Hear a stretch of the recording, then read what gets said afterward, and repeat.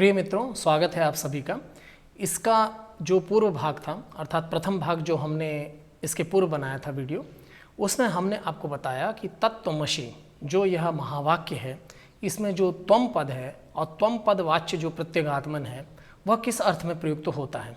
तो इस विषय में सदानंद योगींद्र जी, जो कि वेदांत सार के रचयिता है, उन्होंने 9 दार्शनिकों के सिद्धांतों को प्रस्तुत किया, जिसमें अति प्राकृतवाद, उसके बाद 4 चार्वाक मतों को प्रस्तुत किया गया।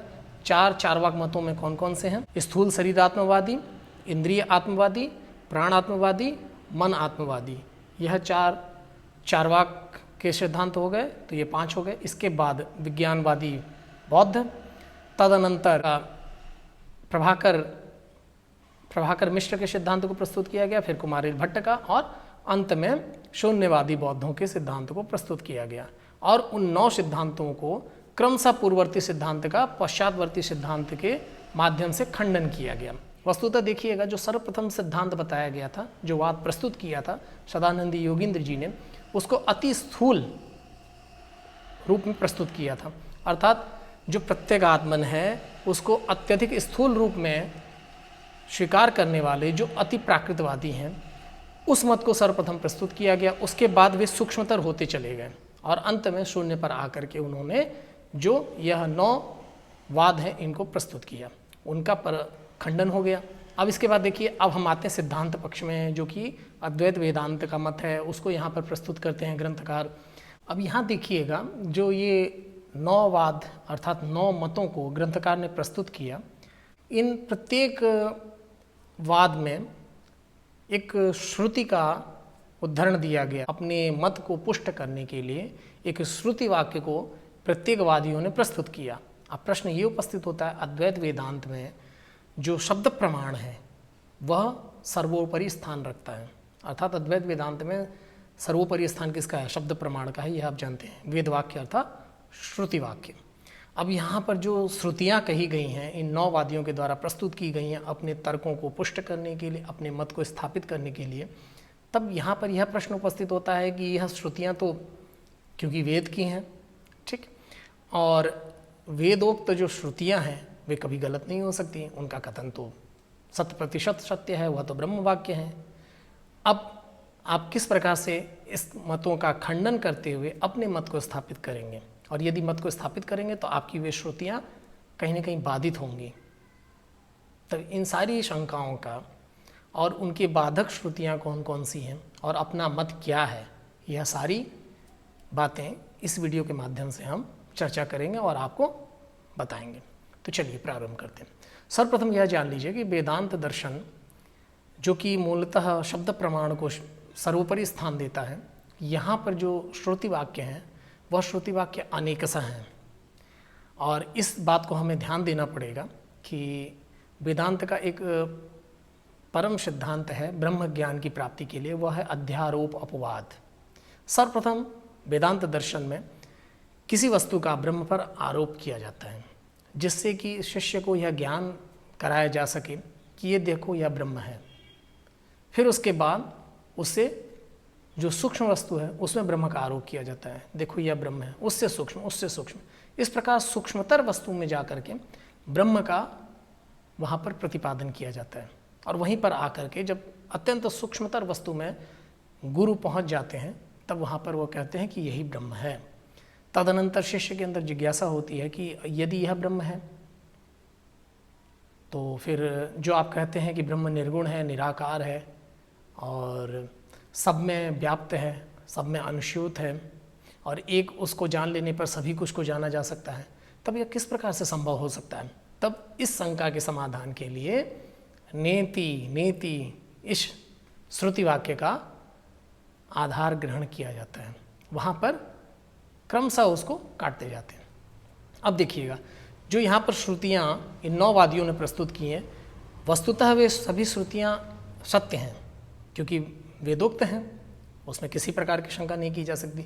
लेकिन वे श्रुतियाँ किस प्रसंग में कही गई हैं और किस तरीके से कही गई हैं, उनके कथन का अभिप्राय क्या है और उसके बाद की श्रुतियाँ क्या क्या हैं, इन सारी बातों को ध्यान रखना अत्यंत आवश्यक है। जैसे आप एक सीढ़ी चढ़ते हैं, उसके बाद दूसरी सीढ़ी, फिर तीसरी, फिर चौथी, अंत में आप छत पर पहुँचते हैं। इसी प्रकार वेदांत दर्शन भी है, वह क्रमशः एक एक सोपान आपको चढ़ाते हुए आपको ब्रह्म की प्राप्ति कराता है। इस न्याय को कहा जाता है सोपान आरोहण न्याय। यही सोपान आरोहण न्याय है, अर्थात क्रमशः सीढ़ी को ऊपर चढ़ते चढ़ते आप अपने मंजिल को प्राप्त करें, अर्थात अपने मूल लक्ष्य को प्राप्त कर लें। तो वेदांत दर्शन में यही बात कही गई है। तो इसलिए जो आपको दिखाई दे रहा है कि यहाँ बाधक श्रुतियाँ हैं, वे वस्तुतः बाधक नहीं है, वे भी साधक हैं, लेकिन वह परिस्थिति वशात और अपने किसी अन्य प्रयोजन वशात वहाँ उनका कथन किया गया है। लेकिन जब आप क्रमशः जो मूल वस्तु है उसको जानना चाहेंगे, तब वे श्रुतियाँ आपको लगेंगी कि उनको हटा के हमें मूल श्रुति की ओर अपने ध्यान को एकाग्र करना है। यही बात यहाँ पर कही गई है। तो चलिए आपको बताते हैं। सर्वप्रथम देखिएगा, श्रुति युक्तियाँ हैं जो अब यहाँ पर जो वादियों ने श्रुतियाँ प्रस्तुत की हैं, 9 वाद हैं, 9 वादों ने 9 श्रुतियाँ प्रस्तुत की हैं। उसके लिए हम यहाँ पर वेदांत सार के रचयिता जो सदानंद योगींद्र जी हैं, उनके द्वारा प्रस्तुत की गई श्रुतियाँ जो कि उनका बात करके अपने सिद्धांत का मंडन करती हैं, उनको भी बताएंगे आपको, और किस प्रकार से उनका बाद हो जाता है और अपने सिद्धांत की पुष्टि हो जाती है, इसका भी कथन किया जाएगा। और अनुभव में यह देखा गया है कि जो सिद्धांत कहे गए 9 वादियों के द्वारा, अति प्राकृतवादी 4 आपके चारवाक हो गए, और उसके बाद विज्ञानवादी बौद्ध हो गए, और 2 मीमांसक कुमारिल भट्ट और प्रभाकर मिश्र हो गए, और सबसे अंत में शून्यवादी बौद्ध हो गए। इन सभी के सिद्धांत खंडित हो जाते हैं, क्योंकि हमें अनुभव के आधार पर भी यह ज्ञात होता है कि जो जो चीज़ों को इन्होंने कहा कि यह आत्मा है, वह वस्तुतः आत्मा नहीं है, उसको आत्मा पदवाच्य नहीं कहा जा सकता है, क्योंकि ये सारे पदार्थ क्या हैं, कोई कर्म है, कोई करण है। तो ये सब जो वस्तुएं कि आपके करण और कर्म हैं, इनको आप कैसे कर्ता के रूप में ग्रहण कर सकते हैं? वह कर्ता नहीं हो सकती है, वह अहम पदवाच्य नहीं हो सकती हैं। अहम पदवाच्य जो होगा वह इनसे भिन्न होगा, और इनसे भिन्न कोई एक अन्य वस्तु होगी, वही वस्तु वस्तुतः प्रत्यगात्मन है। और वह वस्तु क्या है, इसका कथन किया जा रहा है। ये जो आपको मैं एक चित्र दिखा रहा हूँ, इसके माध्यम से मैं आपको क्रमशः बताऊंगा कि ये जो 9 वादियों की जो श्रुतियाँ हैं, जो उनके सिद्धांत को मंडित करती हैं, उनकी बाधक श्रुतियों को मैं प्रस्तुत करूँगा, और वेदांत अभिमत सिद्धांत को प्रस्तुत करने वाली श्रुतियों को यहाँ पर इस चित्र के माध्यम से दिखाऊंगा। ये सारी बातें वेदांत सार में सदानंदी योगींद्र जी ने विधिवत लिखी है। ठीक है, तो चलिए, जैसा कि आप देख सकते हैं, मैंने ये 2 चित्र लगाए हैं। प्रथम में 5 वाद को प्रस्तुत किया गया है, उनकी श्रुतियों को, उसके बाद ये 2 शेष जो श्रुति हैं उनको प्रस्तुत किया गया, और साथ में साधक श्रुतियों का भी निरूपण हुआ है। अब एक बात यहाँ ध्यान दीजिएगा, जो हमने देखा कि जो पूर्व पक्षी हैं उन्होंने सर्वप्रथम पुत्र से प्रारंभ किया। अहम पदवाच्य है जो, वह प्रत्यगात्मन, वह क्या पुत्र कहा पहले, और आकर के वे शून्य पे रुक गए। अब पुत्र से लेकर के शून्य पर्यंत यह सभी जो बताया गया, यह सब जड़ हैं, यह ध्यान दीजिएगा। और चूंकि उस आत्मन के द्वारा, ब्रह्मात्मन के द्वारा ही यह चैतन्यता को प्राप्त करते हैं या प्रकाशित होते हैं और अन्य वस्तुओं का प्रकाश करते हैं, इसलिए इनको आभास कहा जाता है। इनको वस्तुतः हम वास्तविक नहीं कह सकते, यह वास्तविक नहीं है, यह आभास है।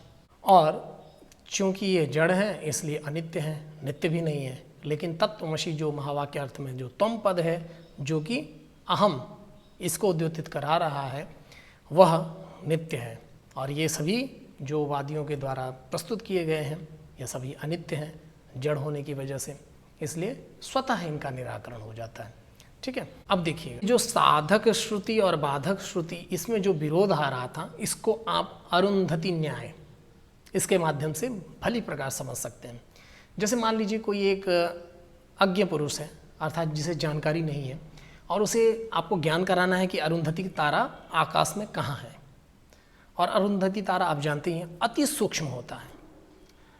यदि इतने विशाल मतलब आकाश में आपसे कहा जाए कि वह देखो जो अत्यंत सूक्ष्म सा दिख रहा है वह अरुंधति तारा है, तो आप शायद उसको न समझ पाएँ, शायद क्या वस्तुतः आप समझ ही न पाएँ, क्योंकि ऐसे असंख्य तारे उसके चारों ओर विद्यमान हैं। तब आप कैसे अनुमान लगा सकते हैं? केवल एक उंगली के इशारे पे आप उसको नहीं जान सकते हैं। तब उसके लिए सर्वप्रथम जो सबसे स्थूल तारा है उस आकाश मंडल में उसकी ओर संकेत किया जाता है। इससे सर्वप्रथम कहते हैं चंद्रमा की ओर संकेत करते हुए कि देखो वह अरुंधति तारा है। तो चंद्रमा क्योंकि विशाल है और हमारी नेत्रों से विशेष रूप से वह दिखाई देता है, क्योंकि सारे तारों के मध्य वह एक विशाल स्वरूप को धारण करता है, तो इससे हमको समझ में आ जाता है कि वह अरुंधति तारा है। वस्तुतः वह अरुंधति तारा नहीं है। इसी प्रकार से जो आत्मा वै जायते पुत्रः, यह जो कथन किया गया, यह वस्तुतः आत्मतत्व को बताने के लिए कहा गया, आत्मतत्व का बोधन कराने के लिए कहा गया, लेकिन यह नहीं कहा कि पुत्र ही आत्मा है। सर्वप्रथम आप पुत्र में आत्मत्व को जानिए, तत्पश्चात अपने स्थूल शरीर में जानिए। यह क्रम से स्थूल से सूक्ष्मता की ओर ला करके आपको विषय वस्तु को अत्यंत सहज भाव से और सरल तरीके से समझाने का प्रयास किया गया। अब देखिए, सर्वप्रथम चंद्रमा को दिखाया गया, उसको अरुंधति तारा कहा गया। बाद में कहा गया कि उस चंद्रमा के समीप जो तारा है वह अरुंधति तारा है। अब आपने चंद्रमा को देख लिया, चंद्रमा पे समीप जो तारा है वह आपने देख लिया और आप समझ लिए कि वह अरुंधति तारा है। फिर से उसको कहा कि वह अरुंधति तारा नहीं है, कि उस तारे के समीपस्थ जो सप्तर्षि हैं अर्थात सप्त तारे हैं वह अरुंधति तारा है। क्योंकि सप्तर्षि जो हैं वह एक विशेष आकृति को धारण करते हैं और 7 तारों का एक समूह होता है जो कि एक चम्मच की तरह आकृति को धारण करता है। आप सभी लोग इसको जानते ही होंगे विधिवत।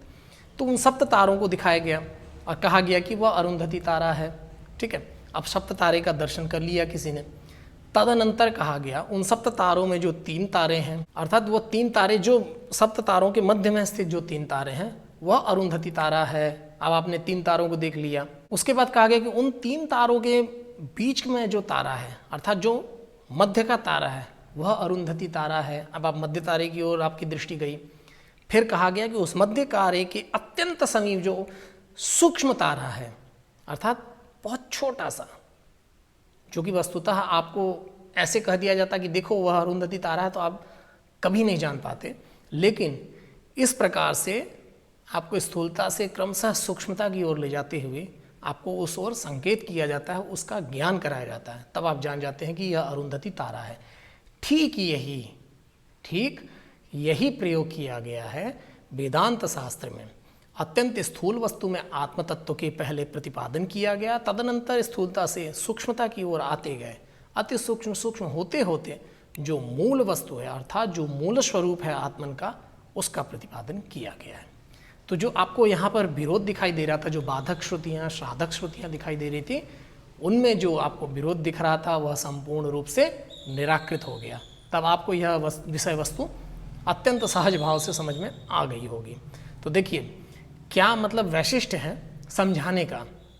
आजकल जो कहते हैं कि गणितीय सूत्रों को समझाने की एक क्रिया होती है और एक स्टेप बाय स्टेप अर्थात एक एक क्रम पूर्वक उनका कथन किया जाता है, उसी प्रकार से शास्त्रों में भी हमारे भारतीय दर्शन या आप समझ लीजिए संस्कृत वाङ्मय का एक सबसे बड़ा यह वैशिष्ट्य है कि इसमें जो भी विषय वस्तु होती है उसको समझाने के लिए एक वैज्ञानिक विधि का प्रयोग किया जाता है। और वह वैज्ञानिक विधि इस प्रकार से होती है कि उस विषय वस्तु को आप अत्यंत सहज भाव से और सरल भाव से हृदयंगम कर सकें। और यही प्रयोग वेदांत सार में सदानंद योगेंद्र जी ने किया है। कितने सहज भाव से इस विषय वस्तु को उन्होंने समझा दिया।